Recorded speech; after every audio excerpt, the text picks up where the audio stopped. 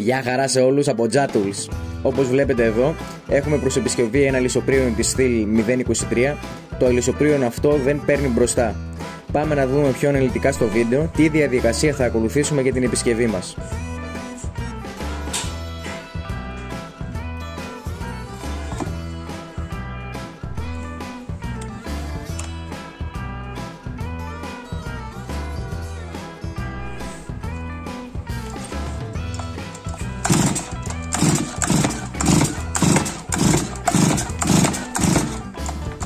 Αφού ελέγξαμε τα βασικά μέρη του αλυσοπρίωνου για τη βλάβη αυτή, όπως είναι το φίλτρο βενζίνης, το σωληνάκι βενζίνης, ακόμα και την ίδια τη βενζίνη που μπορεί και αυτή να συμβάλλει σε αυτό το πρόβλημα αν είναι παλιά, το επόμενο βήμα είναι να ελέγξουμε αν βγάζει ρεύμα η ηλεκτρονική ανάφλεξη. Ένας τρόπος είναι αυτός που βλέπετε.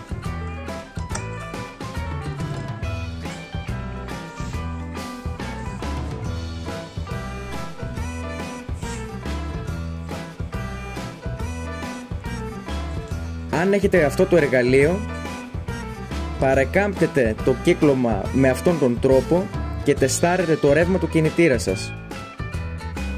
Αν φέρνει ρεύμα, το λαμπάκι θα ανάψει.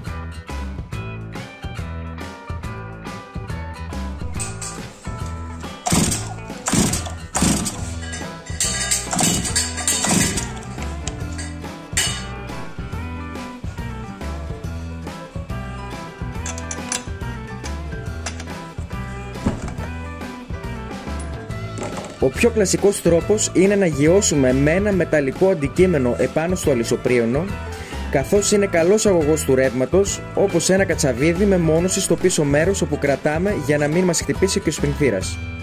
Προσοχή! Δεν χρειάζεται να πάμε το κατσαβίδι ή και το ίδιο το μπουζί αν έχουμε περιθώρια κοντά στη θέση που εδράζει το μπουζί, γιατί υπάρχει κίνδυνος να έχουμε ανάφλεξη από άκαυτες βενζίνες που πιθανώς να έχουν συσσωρευτεί κατά την προσπάθειά μας για εκκίνηση του αλυσοπρίωνου.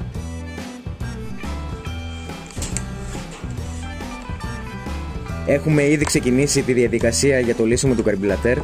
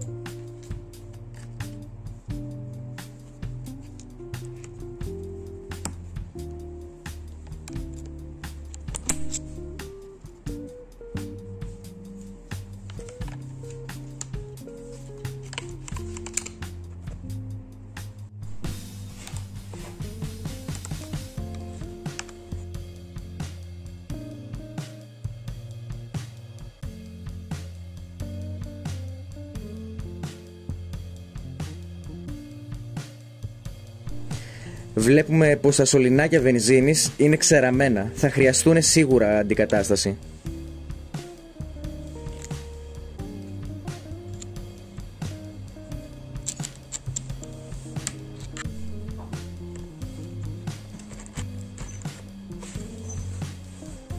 Αφού βγάλαμε το καρμπιλατέρ, πάμε να το συναρμολογήσουμε.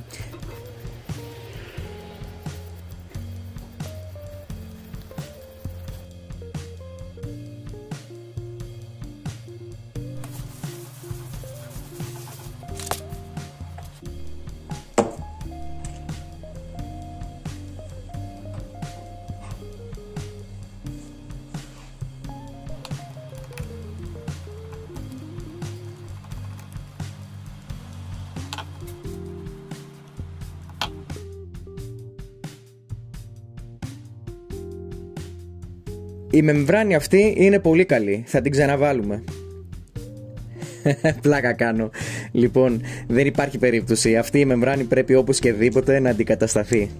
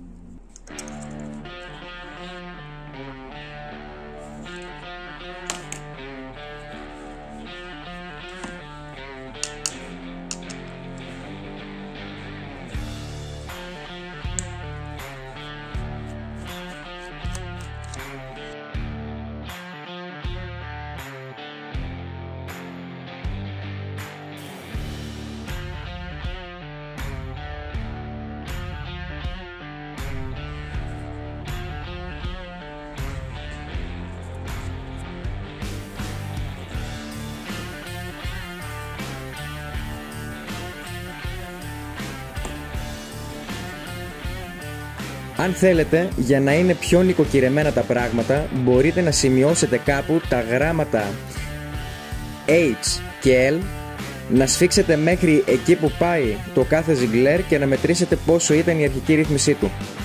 Έπειτα, να ακουμπήσετε τις βίδες δίπλα από κάθε γράμμα, έτσι ώστε να μην υπάρχουν τυχόν μπερδέματα. Αυτό σίγουρα προϋποθέτει να μην έχουν πειραχτεί οι ρυθμίσεις του καρμπυρατέρ. Εγώ εμπειρικά θα ξεκινήσω τη ρύθμιση του καρμπυρατέρ για το συγκεκριμένο λυσοπρίωνο με μία στροφή στην H και 3/4 στην L. Μπορείτε να καθαρίσετε το καρμπυρατέρ με κάποιο σπρέι ειδικό για αυτή την δουλειά. Εγώ έχω το πλυντήριο υπερήχων και έτσι κάνω τη διαδικασία αυτή πιο αξιόπιστη.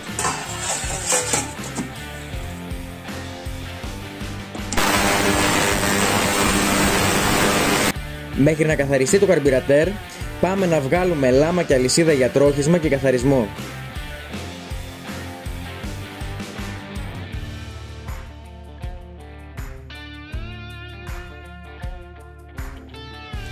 Το καρμπυρατέρ μας είναι έτοιμο για συναρμολόγηση και τοποθέτηση.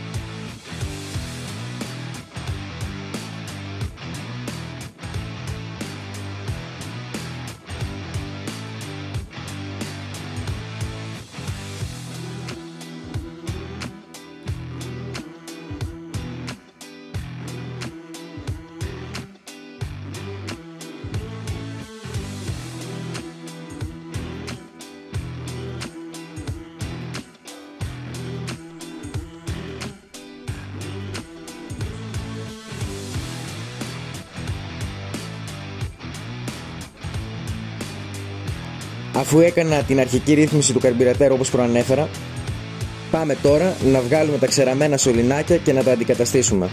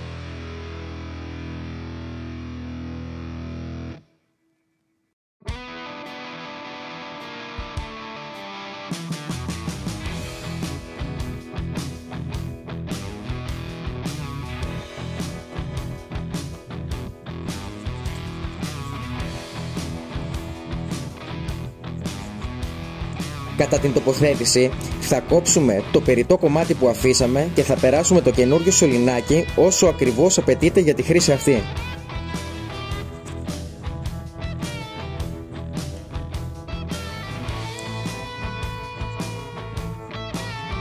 Το κύριο σωληνάκι βενζίνης μετά από έλεγχο είναι καλό. Έχει ακόμα κάμποσο χρόνο ζωής. Το σωστό είναι να αντικατασταθεί και αυτό, αλλά για τη συγκεκριμένη επισκευή δεν θα αντικατασταθεί για οικονομικούς λόγους. Πάμε να περάσουμε το καρμπυλατέρ και να φύγουμε γρήγορα για την πρώτη μας δοκιμή.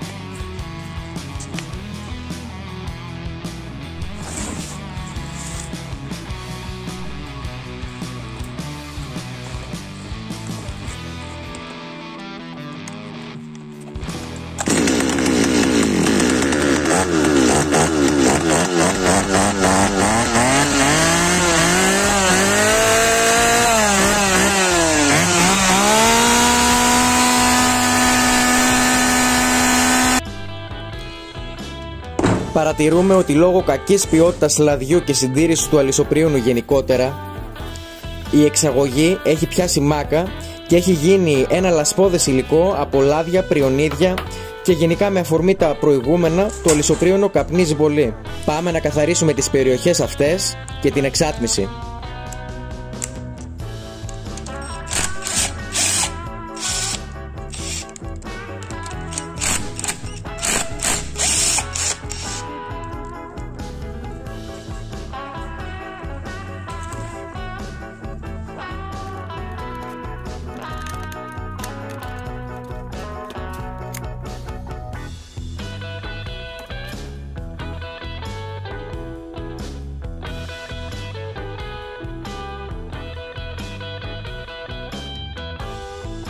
Τώρα ναι, είναι πιο ανθρώπινα.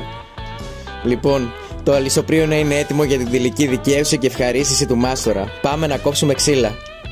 Αν σας άρεσε αυτό το βίντεο και θέλετε να βλέπετε πιο συχνά βίντεο με επισκευές σε εργαλεία, μηχανήματα, περιελήξεις ηλεκτροκινητήρων και unboxing αυτών, είσαι στο κατάλληλο κανάλι.